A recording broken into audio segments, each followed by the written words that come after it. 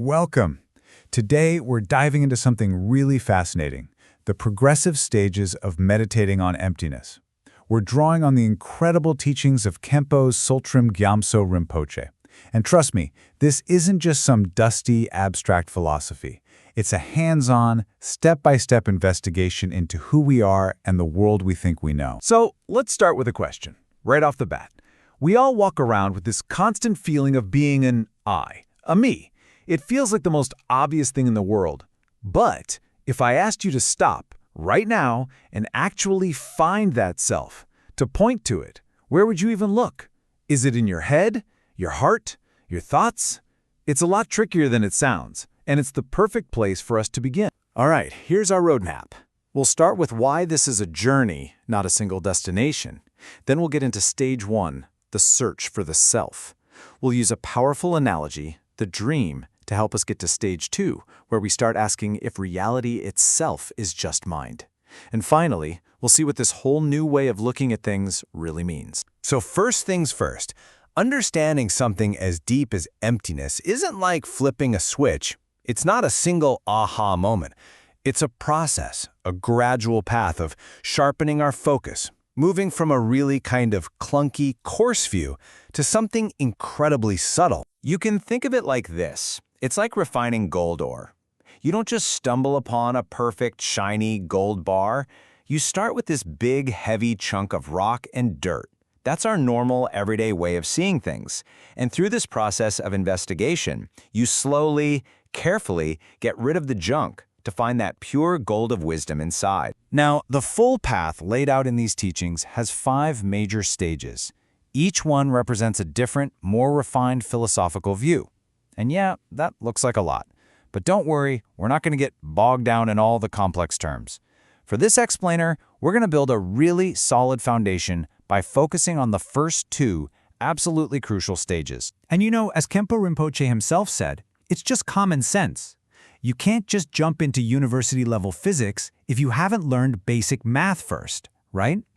To really get this stuff, you have to start in Class 1. Okay, so let's get into it.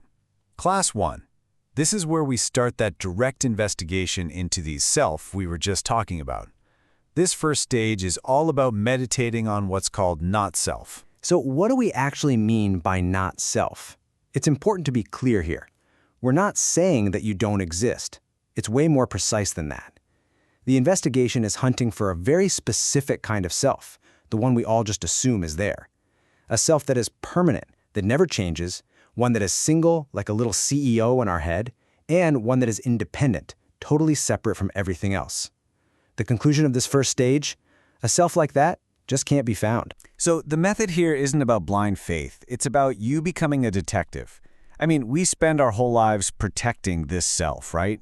Our feelings get hurt on its behalf. We think it's the center of all our happiness and all our pain. So this stage is a totally logical, dispassionate search for the culprit. Where is it? Where is this self hiding? Let's look. And to make sure we don't miss anything, the investigation uses a classic framework. Think of these 5 heaps, or skandhas, as buckets that contain every single possible part of your experience. You've got your body, your feelings, your perceptions, all your thoughts and emotions, and even the stream of awareness itself.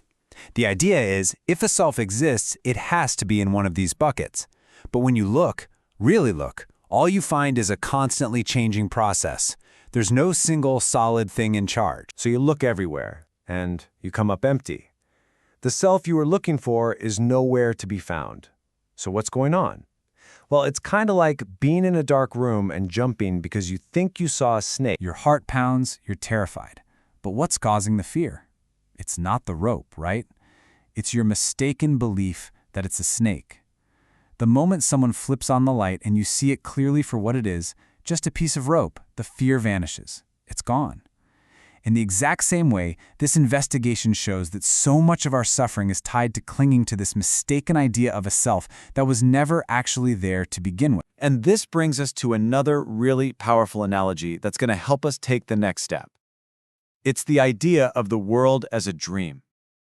This is an example the Buddha used all the time, and we can apply it here to go even deeper. Just think about it for a second. You're dreaming, and a huge tiger is chasing you. The terror you feel is completely real. Your heart is hammering in your chest. In that moment, the suffering is 100% real. But let me ask you, is the you in that dream a real, solid, independent person? And what about the tiger? Is it a real, external animal? If, in that moment, you suddenly have the thought, oh, wait a minute, this is just a dream, what happens? Instantly, the terror just dissolves. The tiger has no power over you anymore.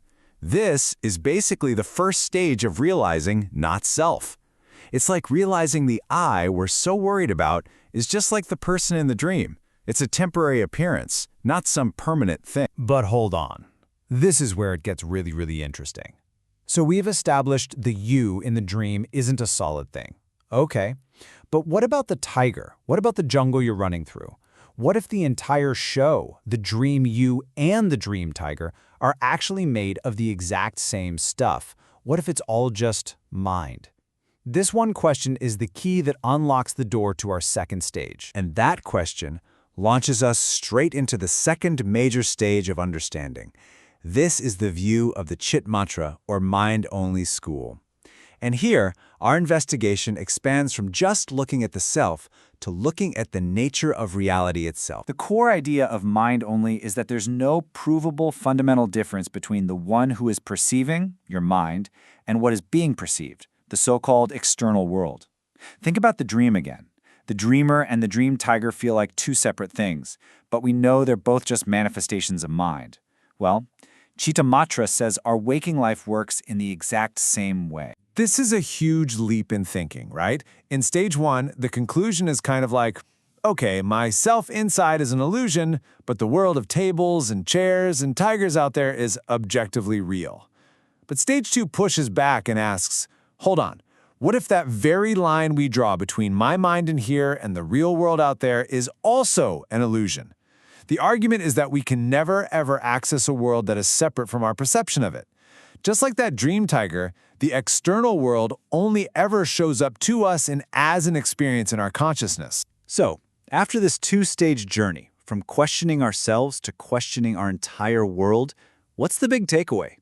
Where does all this leave us? You know, a common fear is that this kind of thinking leads to some kind of dark, depressing nihilism, a sense that nothing matters. But that's a complete misunderstanding. The point isn't to say we don't exist or that our experiences aren't real. The point is to understand their true nature. This path doesn't lead to nothingness. It leads to a much more fluid, dynamic, and ultimately freeing way of seeing everything. That first step, realizing the emptiness of that permanent separate self, is the absolute key. It's the gateway. It opens a door from a personal insight about me to a much, much bigger understanding. That just like the self, everything we experience is empty of that separate, independent existence. So I want to leave you with this, a practical question to take all of this out of the realm of theory and put it into your own life. The next time you feel a really strong emotion, anger, sadness, even intense happiness or pride, just for a second, hit the pause button. And with genuine curiosity, just ask yourself, who or what is actually having this experience? That simple question could be the beginning of a whole new journey for you.